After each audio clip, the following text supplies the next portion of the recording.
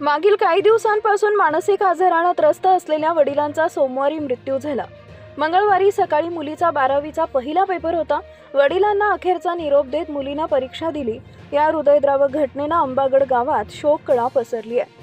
भंडारा जिल्ह्यात तुमसर तालुक्यातील अंबागड येथील रहिवासी हौशीलाल रहागंडाले वय वर्ष 48 हे मागील काही दिवसांपासून मानसिक आजाराने त्रस्त होते। त्यांचा 9 फेब्रुवारीला दुपारी 2 वाजताच्या दरम्यान मृत्यू झाला। मुलगी जान्हवी ही बारामतीत असून तिची मंगळवारी बोर्डाची परीक्षा सुरू होणार होती। गावकऱ्यांनी मंगळवारी सकाळी 9 वाजता हौशीलाल यांच्या पार्थिवावर अंत्यसंस्कार करण्याचे ठरवलं। दुःखावर मात करत मनामध्ये वडिलांचं स्वप्न पूर्ण व्हावं याकरता जान्हवीनं वडिलांच्या पार्थिवाचं अंत्यदर्शन घेतले। अंत्ययात्रा स्मशानभूमीकडे निघाली तर जान्हवी ही तुमसर येथील जनता शाळेतील परीक्षा केंद्रावर पेपर द्यायला निघाली। या 2 घटनांमुळे गावकऱ्यांच्या डोळ्यात अश्रू तरळले। मागील काही दिवसांपासून मानसिक आजाराने त्रस्त असलेल्या वडिलांचा सोमवारी मृत्यू झाला। मंगळवारी सकाळी मुलीचा 12वीचा पहिला पेपर होता।